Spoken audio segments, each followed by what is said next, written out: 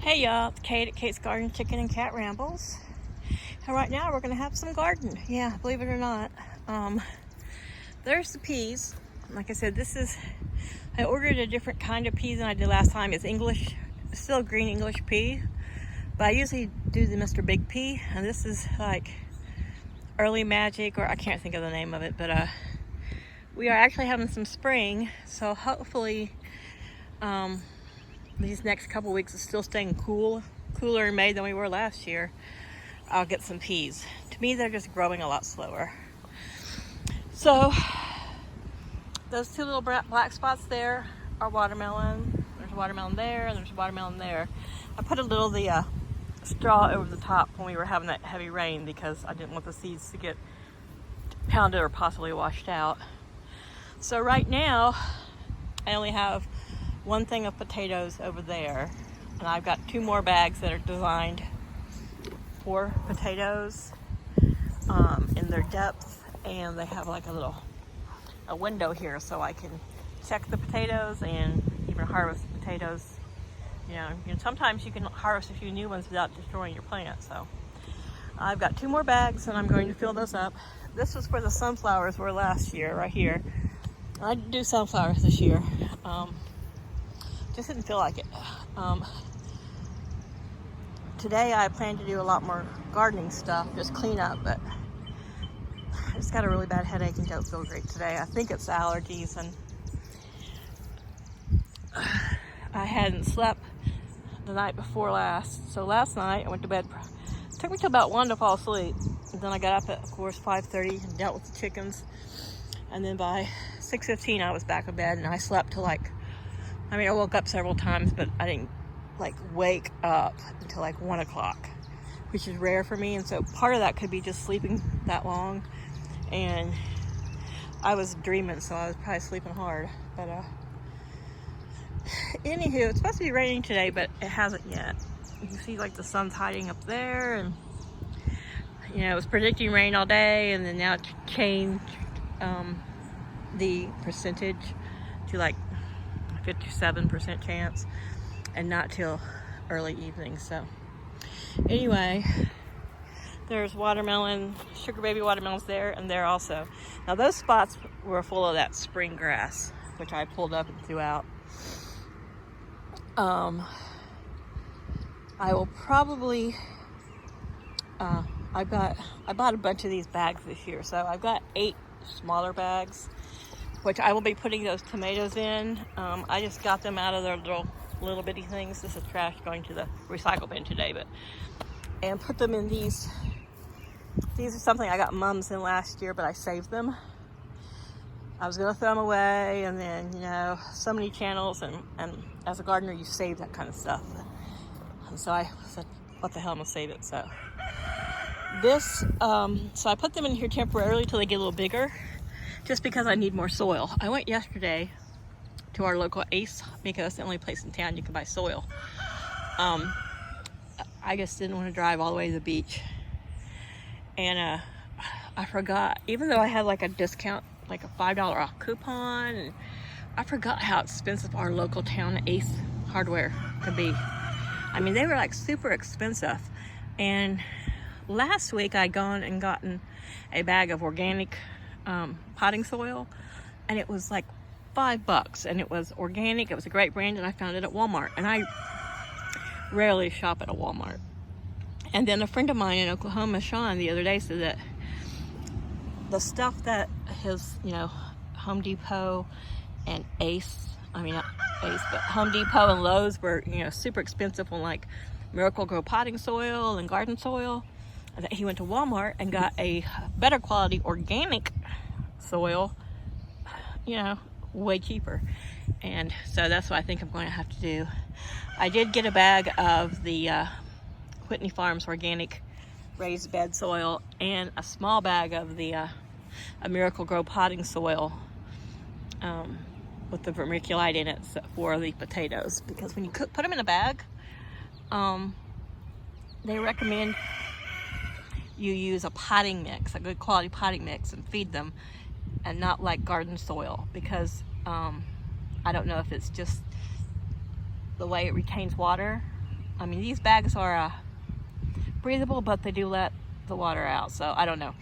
But they just recommend when you're potting potatoes in bags or pots or like buckets to use potting soil, which I use probably, that is probably 2/3 potting soil and 1/3 of the organic raised bed mix from Whitney Farms, mixed together well. And then I topped it with some of the probably the top inch is the raised bed soil, just because it's a little bit heavier, and if we're expecting rain, I don't want to wash out. Anyway, it's been totally soaked through, and so we'll see how that goes. This is the first time I'm ever growing potatoes in a potato bag. So on one side of that pot is Greek oregano, on the other side is Greek basil, and they are only in there temporarily, just because I was limited on my soil. I probably could have separated them with another pot of this, because I've got some of that left, but I like using this organic potting mix that has nothing in it but peat and coconut husk and natural fibers and dirt stuff for adding to the chickens' dust baths. But so this is called, I've tried new tomatoes that I haven't grown before. So this year I'm just doing one thing of cherry tomatoes, because it's just Paul and I, and it seems like every year he just doesn't eat on the tomatoes, you know, sugar content, and he does have a few issues with vegetables in the nightshade family, which tomatoes are, but whatever. So anyway, these are a Rapunzel cherry tomato, and I bought heirloom varieties, I think, and this one is called Jet Star. It may not be an heirloom tomato, but I've never grown those two, so I took off the bottom 3 rows of leaves and got them deep. I put some straw, some of the dried out, bleached out straw. That's just nature bleached out and dried out in the very bottom, because to me those holes are kind of big. And I didn't want all the water to run out and all the nutrients to run out. And then they have a potting soil, raised bed soil mix in there. So once they get a little bit taller, and I've stocked up on regular soil, because I have a feeling that the potato bags I think are 8-gallon bags, and I think the other bags are 10-gallon, but they're a bit bigger, I noticed. So it's probably going to take, well, that was almost a full 6 quarts of soil, so it's going to probably take a whole bag, almost a bag per potting bag of soil. So anywho, this is what I'm doing in the garden. Yeah, there's last year's okra dead forest. Those things are just so huge. I've knocked some down, some have broke. I just haven't messed with them. I mean, I can't plant there. It takes some muscle to pull them out, because they have a pretty good spread of roots under there coming out of their little hole, but it's kind of cool and creepy, and I just kind of left it. I can't plant that area this year because of the septic. There's this little one of its entry exit holes, and there's one over there, and so I believe it goes that way. I mean, it could go this way, but Paul doesn't want me to plant over there, so it's gonna pull up all that weed mat, and I might still after I get this out, but I have some extra weed mat. I think I'm gonna leave it so that I can set pots of other things over there. As I fill these bags with different vegetables, I might put the cucumbers over there, I don't know, we'll see. But I can leave those dead okra stalks and let the cucumbers climb it. So I might just do that, kind of use those instead of buying more cages, which I love these colored heavy duty cages. But you know, they used to be like $7-8 a piece when I got these probably 8 years ago. And now they're just, everything has gotten so high. You know, $10 for a cage. You know, and if I need 10 bucks that, I'm not paying $100 for that kind of shit. So I think I'm going to set the pots of my cucumbers and anything else that might climb, and even maybe one of the tomatoes over next to that, then they can climb those, because those are actually quite stout. You know, look at these, they're still straight up after. You know, I'll take any little old dead pods off, and I think I'm just going to use that to let stuff climb on. Since I can't use the ground, why not? Most of that's all been pulled up. I just tossed it over there, and the wind's blown it back over. And so this side, he doesn't want me to plant on either. So I will eventually just pull all this grass up. Who knows, I might let it just cover it up. It can only come out through certain holes, but I'll probably eventually, just on cool mornings, slowly clean this side up. Because I might use those holes right there that I just cleared out of grass right in front of, on the other side of the sprinkler, for anything that I need to put in the ground. But I think I'm going to just use those bags. That way, depending on the weather and the wind, I can move them around. But yeah, that's where we're at on the vegetable garden this year. Kind of got behind, but I love being able to share vegetables. But this year with sick chickens every time I turn around, you know, which only really one of mine has been sick. The other two have been, you know, one I think snuck in on me by that chick who I got the red out of the reds from, and the other was the one Paul rescued. But we're talking garden today, not chickens. So anyway, we'll make a little bit of a mosey over to the front. I don't want this to be a very long video, but so yeah, I think I need to take a Benadryl or go get some Advil. I'm trying not to take, I got some aspirin. I think I'll take that instead of going to get Advil. So I slid the little chicken cubby over. I think they're out and about now, but the big birds, of course, I look out the window and the big birds are chasing them, and then I put a gauntlet, and then probably 2/3 of the way down their door, I have mesh. So the big girls can't get in there after them. But Laddie, not being as big and wide as his females, has been getting in there to eat the chick food. Brat. So I am going to order more chick food, because once they're all together, I'm just going to feed them actually it's a 20% protein flock raiser, or mixed flocks by Kalmbach. It's really an awesome feed. And then I have oyster shell, and I have some egg maker omega stuff. So the hens will be fine. They'll have everything they need. Plus they're doing a lot of foraging. And so anyway, there's my wall of roses. I found some more, or some old weed mat where I had trimmed pieces and pieces I didn't use. Sorry. Recycling. And I'm going to cut it to, luckily it's in pieces, so it'll be easier for me to cut in the shape. And I'm going to put it around some of the lilies.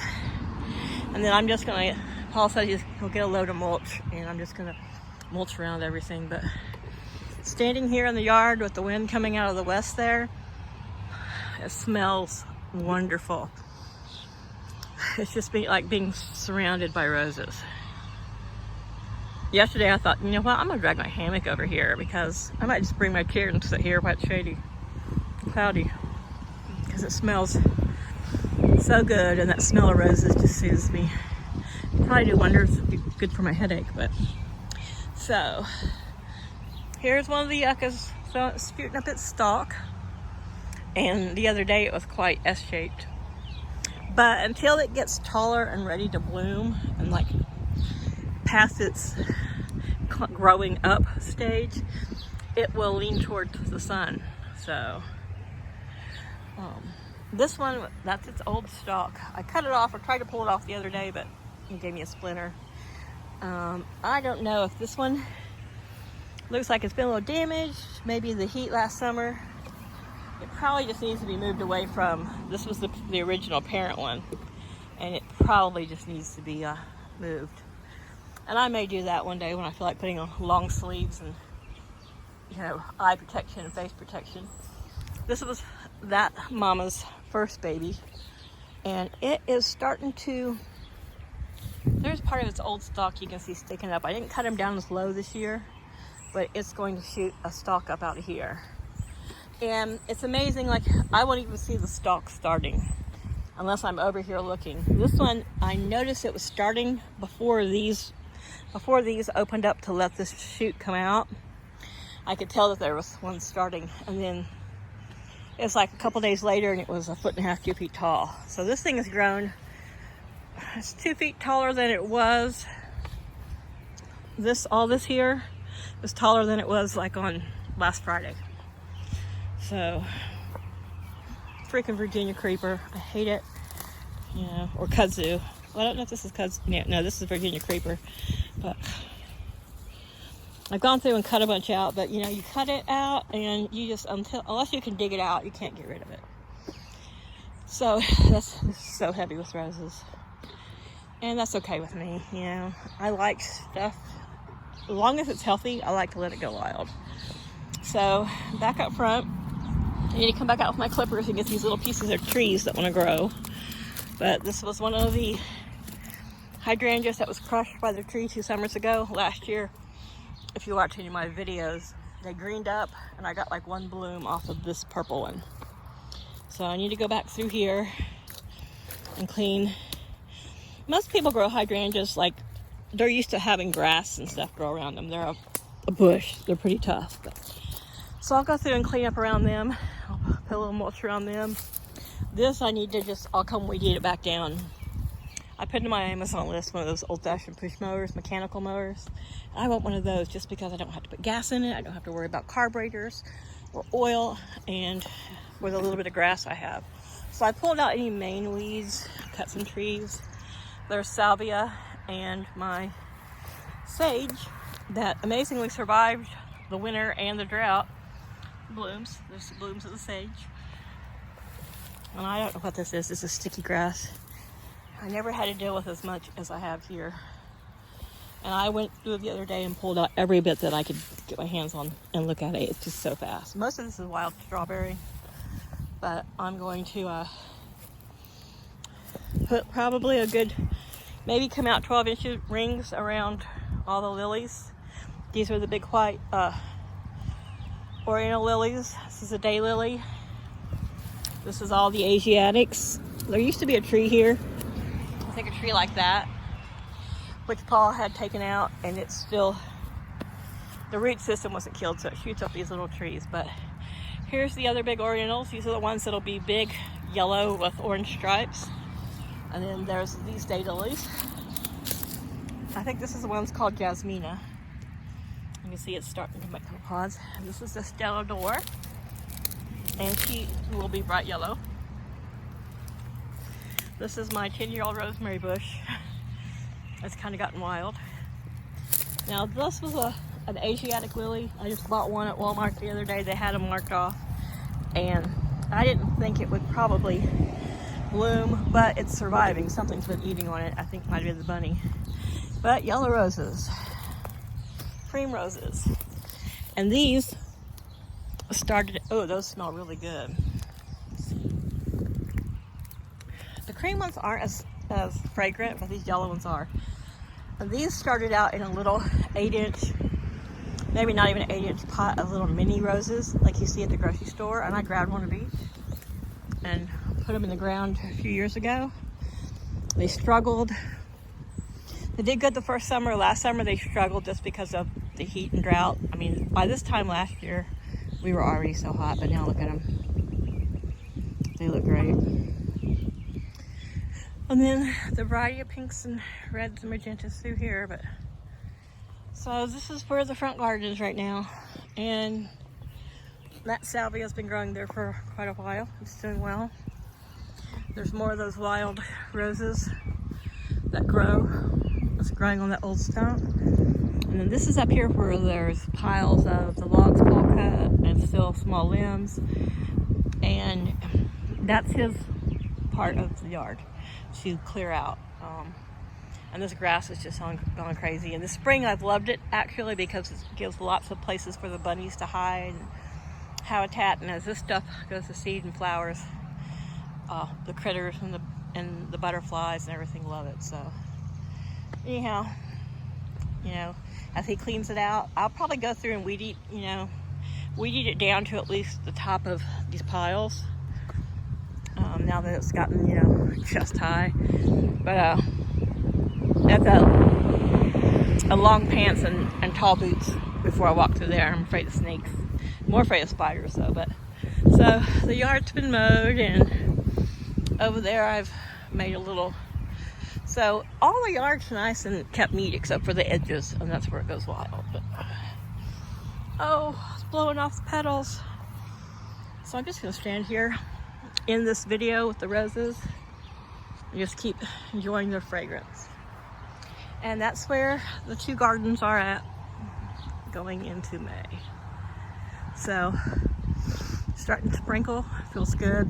And I'm gonna call this in, go in and take some aspirin, maybe chill out.